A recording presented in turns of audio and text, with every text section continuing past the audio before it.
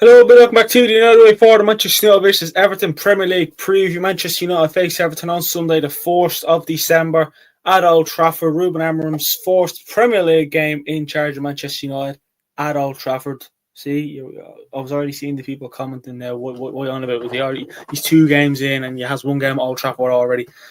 Look, you're facing the sticky Toffee'S. It's it'll be the 4th of December, so it's only right we bring a bit of, sticky toffee pudding, Christmas dessert jokes into it. But again, before we get stuck into the video, please do like the video, comment your predictions for the upcoming game against Everton and what you expect to see in this game. What do you think of Amorim so far? Again, we're only 2 games in, so give the man a bit of a break if you're not. And please do hit that subscribe button, hit that notification bell. Be much appreciated. And do follow our socials, links in the description. This will be the last time before Christmas we'll see this background.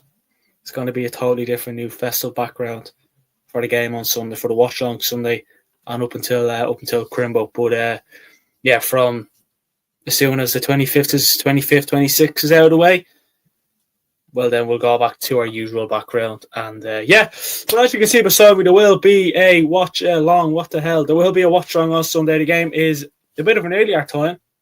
At 1:30, so we'll be like 15 minutes beforehand, going through team news, build up, all that sort of stuff. And I'm gonna have I'm not even gonna tell you what I'm gonna have. You'll find out yourself. It's the 4th of December. Christmas is on the way. I mean, look, one thing I like about these games and this time of year, you have Manchester United playing twice a week up until the 22nd of December. Well, they'll be playing, a few days after, the 22nd as well. And then the dart starts. I mean, I don't know what to say. I'm going to start crying with joy. But look, I can't wait. 7 games to go until Christmas. That's what I'm doing because 22nd of December is our last game against Bournemouth at home in the Prem de la Prem. Look at this game against Everton. I mean, we'll jump into the game now, obviously. Everton, they haven't won any of the last 2, nor have they lost. They've drawn the last 2 games. I'll throw up our form here as well. But don't forget to join us for the watch long, actually, like I mentioned. Let's look at the league table here.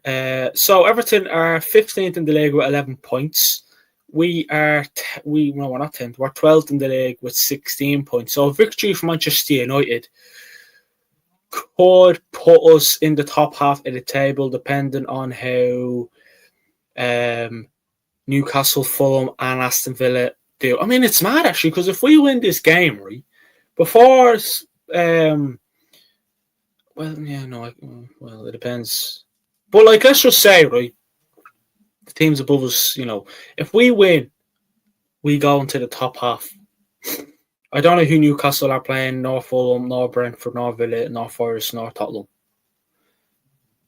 But if results go our way, we could be a lot closer to the top 4 than we think. And we're only 12 games into the season so far. Do I think they'll finish top 4? Look, I'm not going to be biased. I'd like to say yeah. There's a part of me that wants to say yeah. There's a part of me that thinks we will, but I'll have to be 100%, 95% honest. I don't think we'll make top 4. Reason being is because, it's Ruben's 4th season. I think a good 4th season for Ruben. Well, it's not even a full season he's having, let's be honest. But I think a good start would be just basically top 7 and I don't know, even a final. Even a final. I mean, look, I know Ten Hag went on about numerous times about we won 2 trophies, and we did, and you have to credit Ten Hag for that. Especially this last season where no one on this world thought we would have beaten Man City except for Eric Ten Hag, and he was right in the end, which you have to give him some praise for. But obviously we'll talk a bit about more Ruben in a bit, but it'd be interesting to see how we can do this for the rest of the season. But what do people look at and say, do you know what, that's not a bad season, that's actually not bad for Ruben. Look, a top 4 finish and a trophy would be brilliant. So, I mean, Jesus Christ, that would be like, happy days, like happy days. But I just think we had a very poor start to the season. We're still trying to get the grips of things. So look, let's hope we can finally get the ball rolling. But look, don't rise off top 4 yet. You don't win a title in December. You don't qualify for the Champions League in December, and you don't get relegated in December.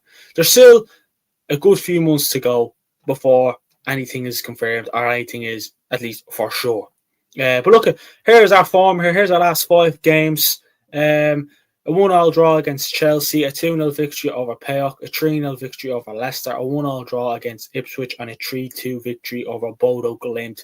Again, this has been recorded on the Friday, the day after we beat Bodo Glimt. There's no time to rest. There's no time to think about the last game. We move on. We're flat to the board. We can't get time to rest. So we have 3 wins, 2 draws, and 0 losses in our last 5.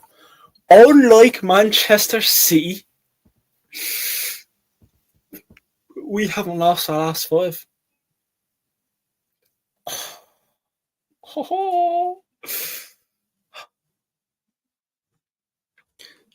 We have a win in our last 5, 6. If you want to say, I had to get it in there. I'm sorry, I had to get it in there. But look, again, do people look at the Leicester game, the PAOK game, and the Chelsea game? It was Roads games. Ipswich and Bodo Glimt is the game they're sort of looking at. So one draw and 1 victory, 0 losses. There we go. Our last 2 games. Go on, the bloody Suns. Go on, Ruben. Might fucking go. But look. I don't know. Like the Ipswich game, Ruben's first game was Manchester United boss. Scored early doors, and Ipswich just were a better team. Some fans probably came out of that game thinking we should have got a 3 points out of that. But look, was it 2 points dropped or 1 point gained? I mean, look, let us know what you thought. But look, that's behind us now. There's no need to even answer that question. And Bodo Glimt, again, we went ahead early doors again in the first 50 seconds or something like that, whatever it was, the first minute anyways. We go ahead, Garnacho, and then we just don't capitalise and we don't go for the second and the third, and then Bodo Glimt get the equaliser, and then we find ourselves 2-1 down. And then it is weird because I was actually looking at the match and I was thinking, I wonder what I'd like to see. Not that I wouldn't like, but I wonder what a Manchester United losing looks like under Ruben. And we went 2-1 down not long after that, so I jinxed us. Yeah. I won't be thinking of that again inside. But what we saw was in that game against Bodo Glimt was we had a lot of control. Looking at the stats, we dominated. Possession, shots on target. The stats that most people look at is what we dominated on. And look, the only stat that matters at the end of the day is the scoreline, and even at that, it was a positive 3-2 win. There's still a bit of teething issues in Manchester United defensively as well. We had Ugarte and Bruno Fernandes in the midfield. We had Balasia playing left wing back, Anthony right wing back, a back three of Licha, De Ligt and Mazraoui, and obviously Onana in net. Then we had Garnacho, Mount, and Rasmus Højlund. Balasia's first 45 minutes back wasn't the best. But look, he's probably not 100% fit yet. He's probably not, up to speed. But my God, Zinkernagel had him on toast. He had him on toast. Ruben, what I like about Ruben so far is if he doesn't see what he likes, that's it. He's sore. He's making a change. He's making rotations. He's getting straight to it. He doesn't wait around. He doesn't wait for the last half hour, 20 minutes to think, right, I think it's time to make a change. He makes a change there. He made the change at half time, bringing on Dallo, taking off Malacia. Dallo goes back to that left wing back position which he isn't performing great at on Sunday, but he didn't do too bad against Bodo Glimt on Thursday. Then I think the controversial sub of the night was taken off. They let him bring on Casemiro playing him centre back, but Amram is thinking about there's games twice a week. We play on Sunday and then we play, I think it is on Wednesday, and then we play then 3 days later on the Saturday. So, then you play on the Tuesday again, then you're playing on the Sunday again, and then you're playing 4 days later, and then you're playing 3 days later. So there's 4-3, 4-3. There's no 5-6 days break. That's what it's like, and there will be rotations. There may be a sub where Ruben will make a sub, and you're probably like, "What in God's name is he doing? What is he?" But he's thinking, "Look, we need to rotate. We're going to have to rotate." And for this game, you wouldn't be surprised if you rotate against Everton. But as much as we need to rotate, we also need to start getting the points in the Prem de la Prem. We need to start getting points in the league to push us up the table. At least put us in a good position before the new year. If we can finish the new year 4 or 5 points behind top 4, top 5 at least, happy days. And then we go into the new year, we go again. How many points are we behind now, actually, speaking of which? We're 6 points. But, even at that, I think we're 12 or 12 or 13 points? No, we weren't that far behind. But anyways, Ruben, he knows his shit. When it comes to making changes, he knows his shit. In game, he knows what he's doing. Look, we have to stick with him. I'm going to keep saying it numerous of times. It's a system. It's a new system. There's positive glimpses with a system in terms of, we dominate, we gain control. I think he knows, and we know. Defensively, there's still work to be done. The wing backs are still going to take time getting used to. I think Ugarte you're doing well in that in the midfield, because look, he's played that system before at Sporting with Ruben. So he knows what he's doing. Bruno Fernandes, he knew what he was doing as well. There was a lot more pressing in the midfield. Definitely had legs, 100%. Anthony, again, I wasn't too sure what to make of Anthony's sort of debut playing wing back. I know, his debut playing wing back, because we've only seen him play right wing, so he's playing right wing back, so he's a bit further back.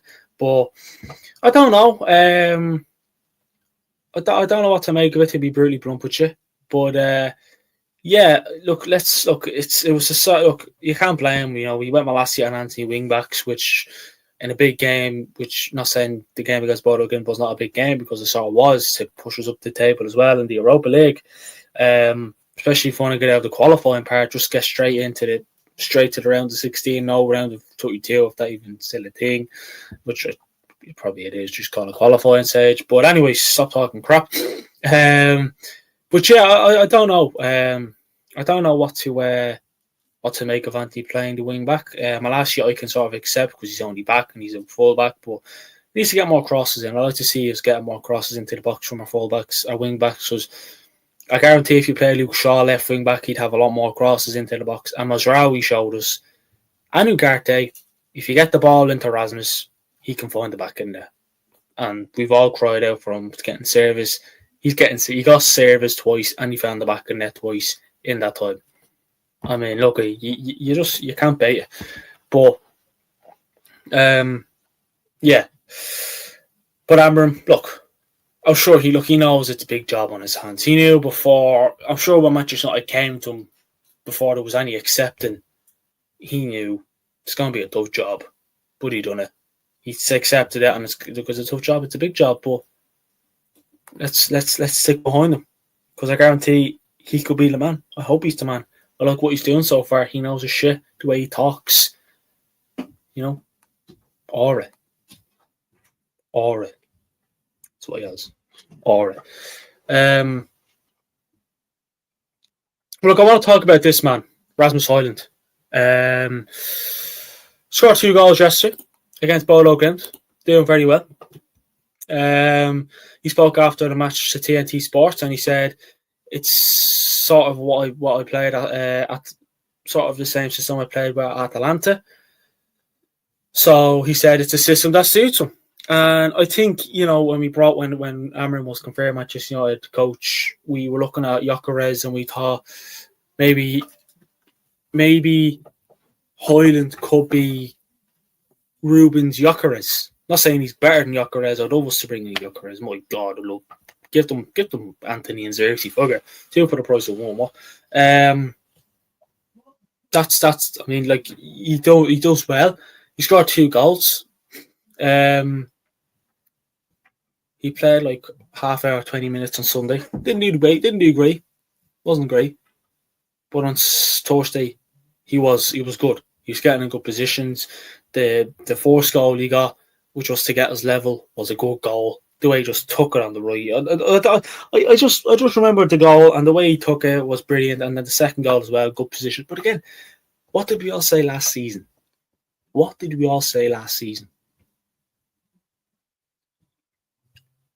Give him service, and he'll find the back of the net.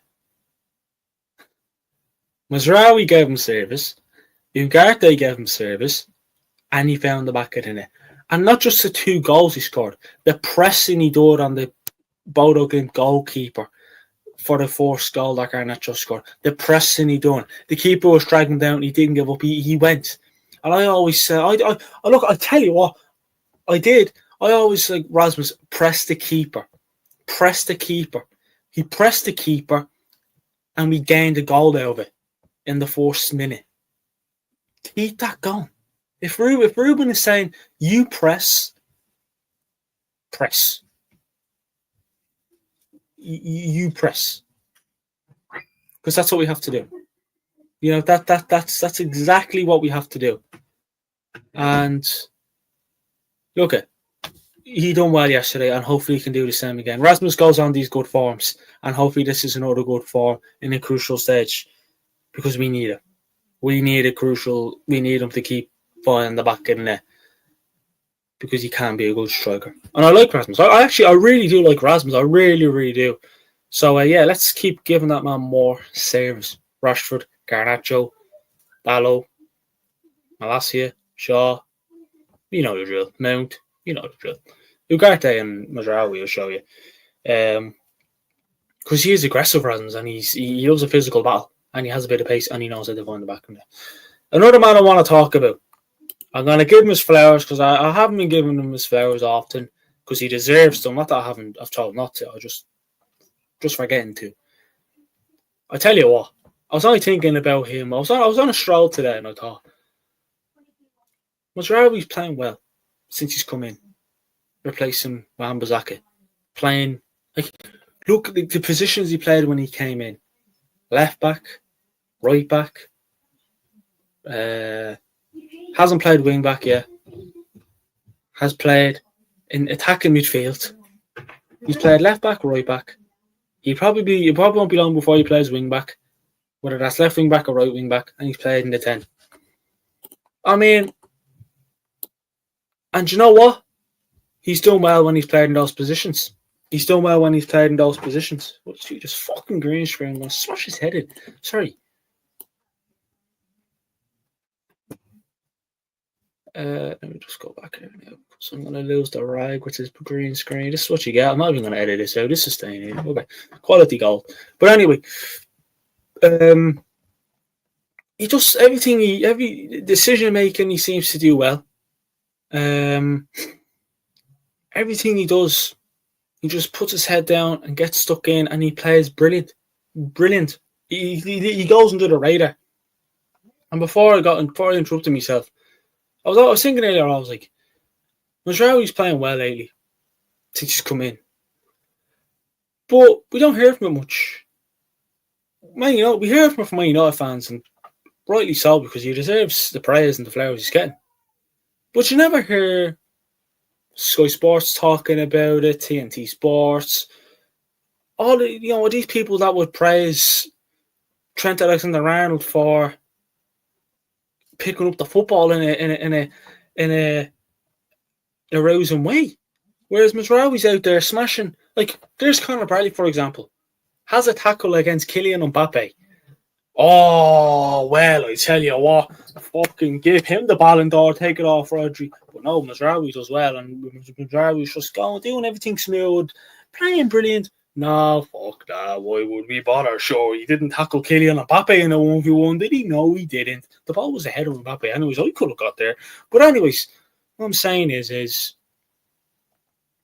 he deserves his flowers. Okay, let's move on to Everton very quick. So, Everton have a 2-0 victory over Ipswich, a 1-0 draw against Fulham, a 1-0 defeat against Southampton, a 0-0 draw against West Ham, and a 0-0 draw against Brentford. So in the last 5 games, Everton have 1 win, 3 draws, and 1 loss. Everton are 15th in the league with 11 points. Sean Dyche, he's a weird manager. He's a weird manager. You know, everything go with will we see a 4-4-2? Will we see a 4-2-3-1? I don't know. But look, I think we all know who their danger man is. Well, we always seem to be hearing about it. Dwight McNeil. Ndiaye, I think, as well as another player. Obviously, Calvert-Lewin. I'm surprised he's still going. I think because I thought he would have been injured at this stage of the season. But he's not. So not Calvert-Lewin. Dwight McNeil is definitely someone to look out for. In terms of team news for the Evertonians.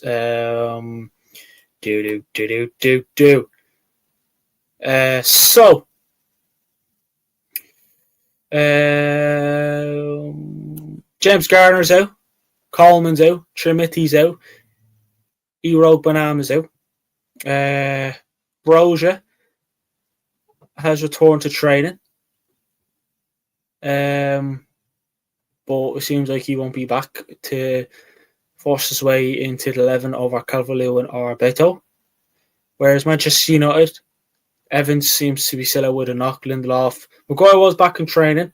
And Euro was also another one that would be interesting to see what happens there. I find Everton a weird team when we play because it doesn't matter how bad they're playing or how bad we're playing. We always seem to find a win over them. And I think it'll be the same on Sunday as well. And it's a game that it's a weird sort of game. It's a weird sort of game when you play Everton because they can have good moments, but it's Sean Dyche at the end of the day. He's a madman. You know, he's a mid-table manager. Probably not. You know, Everton had a bit of a weird start to the season. They're not really firing, to be honest with you. So it's something to capitalise. But look, I'm sure they'll come to Old Trafford. I'm sure they give it their all. Can they beat us? Let's see what happens with them. But look, like I said about Sean Dyche, he like Everton, they can play one football or the other, whether that's defensive or where we see a 5 at the back or a 5 in the midfield. Obviously in the last game they went with a 4-2-3-1. Pickford, Mikalenko, Brantwaite, Tarkowski, Young, Agaye, Decore, Ndiaye, McNeil, Lindstrom, Calvert-Lewin. They have options on the bench. Harrison, Beto, Mangala's there. But you wouldn't be surprised if they drop. But you'd be interested to see. It'd be interesting to see whether they can drop back every now and again. You'd imagine you'll see them drop back and we get the ball, sit back, try to beat us in the counter attack. But the 4-2-3-1 is probably something we'll definitely see on Sunday when they play us. Predicted 11. Let's start it off. Let's not beat around the bush here, boys. So here's my predicted 11. And look, I think I've been struggling for predicted 11s. I've been struggling picking, but I went a bit ballsy here, some would say. So Onana in goals, same back three as Thursday. Martinez, Dele, and Mazraoui. I went Shaw left wing back and Dalot right wing back. And look, that may well be Dalot left wing back, Ahmad right wing back. You may see Bruno get pushed up, and you may see Casemiro. But I've also with Bruno and Ugarte in the midfield. Look, we have Arsenal on Wednesday at the Emirates. I wouldn't mind seeing this. Whether Shaw has the legs yet to run up and down the left-hand side is especially against Saka, is yet to be seen. It's yet to be seen. But why not try it against Everton? Even if he doesn't start him, try for the last half hour, 20 minutes. Let's see what we can do here. Let me see some. Let's see Garnacho and Ahmad play behind Rasmus. And look, It may well be a similar team that played Bodo Glimt. You may see Dallo play right wing or left wing back, and then Ahmad will probably be right wing back, and then you may see Mount, Garnacho, Rasmus, and Bruno Ugarte. You may see Rashford and Ahmad on that right hand side of the pitch. You may see that, especially for Rashford's pace. So you definitely see us Wednesday, I think. But look, that's for Wednesday's game. But for this game, let me see something. Let me see something. Give it a go. That's what I say. Give it a go and let's see how it goes. I know it's Everton and we can't write them off because it's Everton at the end of the day. They can surely come up with a win. Even though it's Emirates, still new, it's still Manchester United players at the end of the day. This is what it's going. Look, like I say, Dallo may go where Shaw is. Ahmad may drop back to where Dallo is, and then maybe Mount, Garnacho, and Rasmus. That may be the team. But let us know what you would you like that team if Ruben wants to start. In terms of score prediction, I went confident. I think Everton will score, but I think we'll score 2 goals more. 3-1 Manchester United. I'm going to go for Calvert-Lewin to score a penalty. I think to get a penalty. I don't know why. But for us, I'm going to go with Rasmus, Ahmad, and Bruno. Rasmus, Ahmad, and Bruno. I'm going to go. I'd love to see Garnacho score, to be brutally honest with you. But this is what I'm going to go with. Look, this has been the Manchester United versus Everton Premier League preview. It's been on for 27 minutes. A bit longer than I expected, but hey, fortunately, when you're good, you're good. Do like the video, comment your thoughts on the video, and do subscribe, which would appreciate. Join us for the watch along on Sunday from 1:15 p.m. for team nails, build up, all that sort of stuff. And let's hope Manchester United can turn up and beat the sticky Toffee'S. Thanks for watching. I'll speak to you on the next one. Come on, United, let's get the win. Come on.